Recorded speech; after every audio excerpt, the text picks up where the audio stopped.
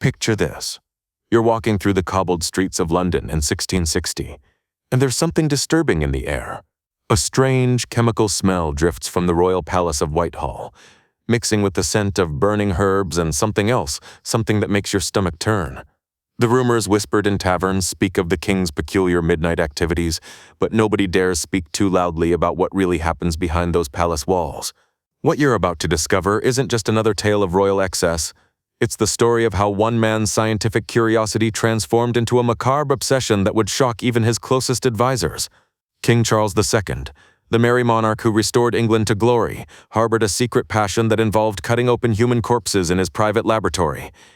Before we dive into this buried truth, if you enjoy uncovering the dark secrets of history, make sure to subscribe to Buried Truths and hit that notification bell. We uncover the stories that history books prefer to forget, and trust me, you won't want to miss what's coming next.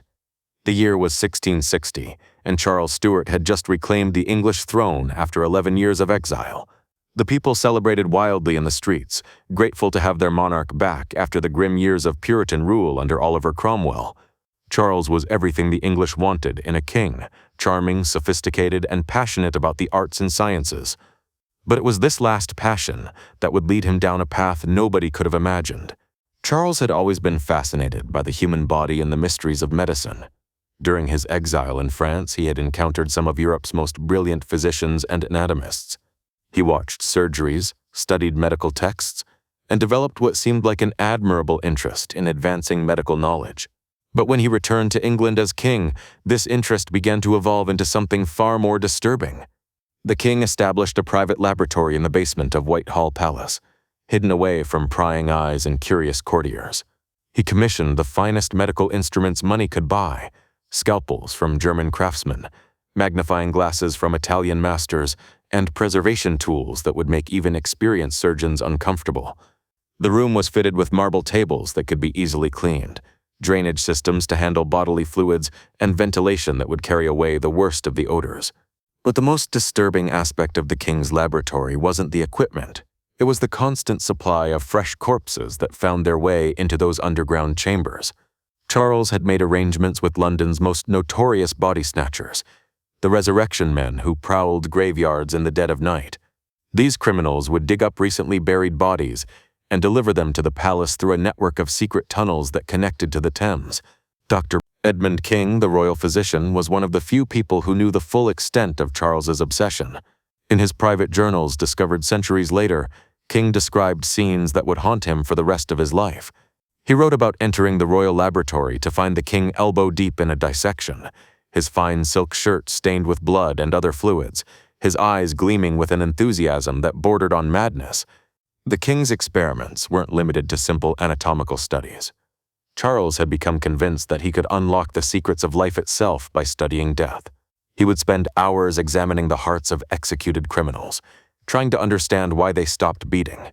He dissected the brains of plague victims, searching for physical evidence of the disease that had ravaged London.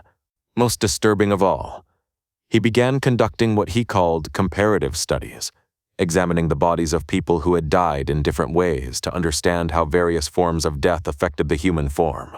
Word of the king's activities began to spread through the palace, despite his attempts at secrecy. Servants whispered about the strange deliveries that arrived in the middle of the night, about the horrifying sounds that echoed from the basement, and about the smell of decay that seemed to follow His Majesty wherever he went. Some of the more superstitious staff began to wonder if their king had made some sort of pact with dark forces. The situation became even more grotesque when Charles began hosting private viewing sessions for select members of the Royal Society. These distinguished gentlemen, fellows of England's premier scientific organization, would gather in the royal laboratory to observe the king's dissections. What they witnessed there challenged their understanding of both science and royal dignity. Here was the King of England, supposedly chosen by God to rule, cutting into human flesh with the enthusiasm of a madman.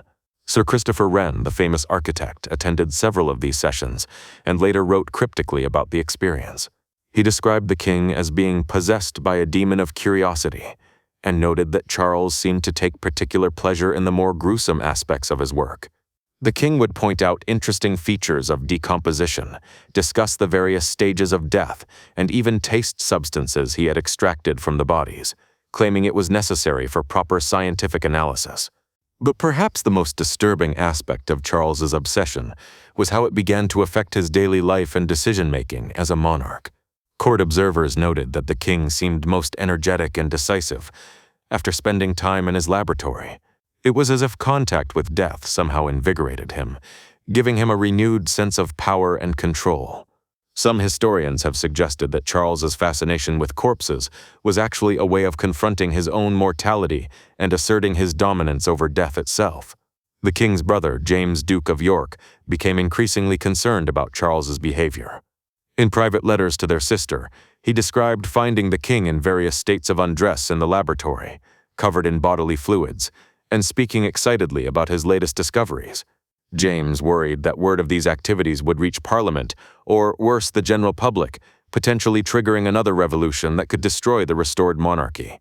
The Great Plague of 1665 provided Charles with an unprecedented opportunity to expand his morbid research. As thousands of Londoners died from the disease, the king saw it as a chance to study the effects of plague on the human body in real time. He had fresh victims brought to his laboratory within hours of their death, sometimes while their bodies were still warm. Palace records show massive expenditures on preservation chemicals and storage containers during this period, as well as payments to an unusually large number of medical consultants who were likely helping with the dissections. Dr. King's journals describe one particularly horrifying session where Charles spent an entire night examining the body of a young woman who had died from plague. The king was fascinated by how the disease had affected her internal organs and spent hours making detailed drawings of what he observed.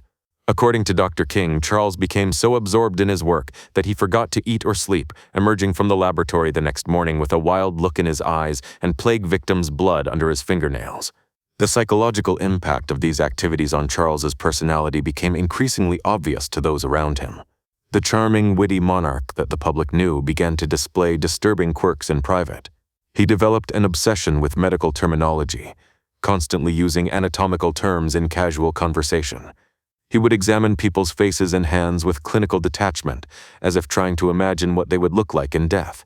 Most unnervingly, he began to speak about his subjects not as people, but as potential specimens for study.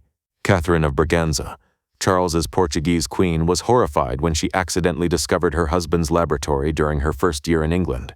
Court records describe her fainting at the sight of the dissection tables and preserved organs, and she reportedly refused to share the king's bed for months afterward.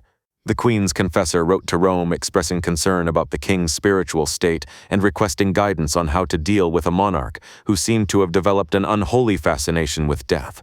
The financial cost of Charles's obsession was staggering.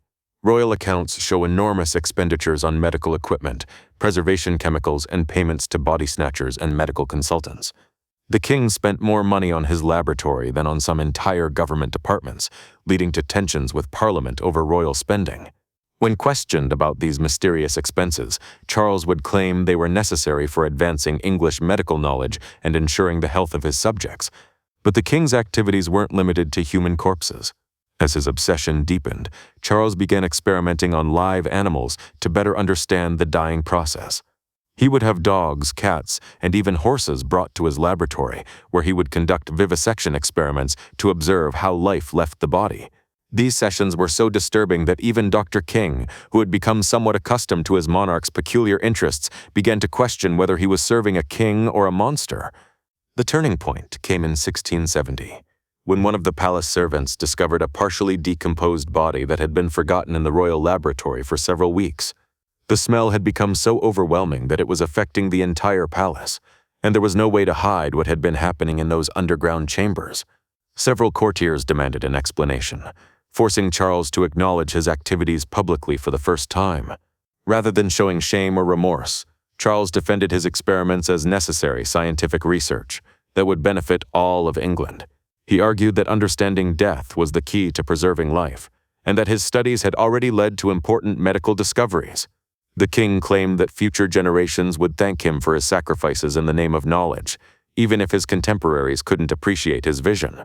However, the political pressure became too great to ignore.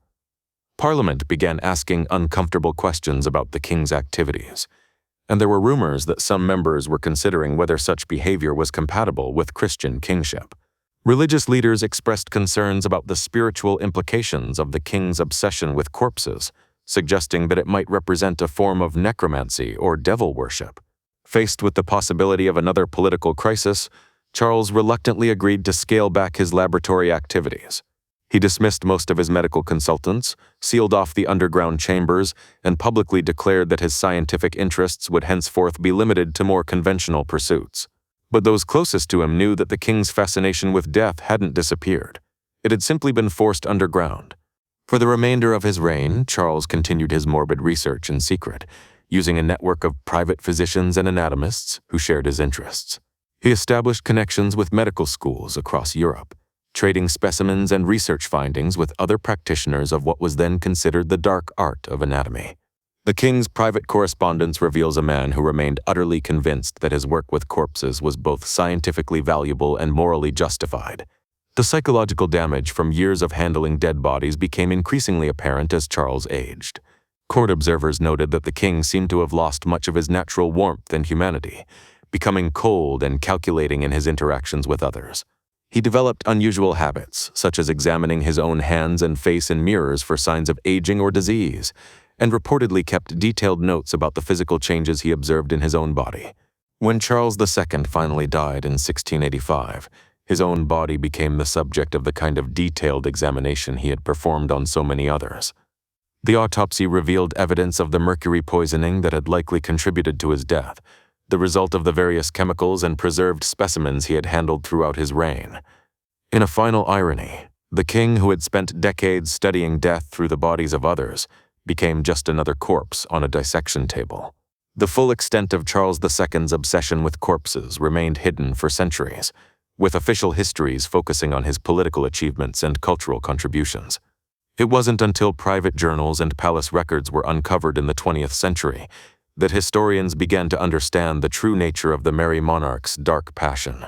Today, we can look back at Charles II's macabre hobby as an early example of how power and obsession can combine to create monsters hiding behind civilized facades.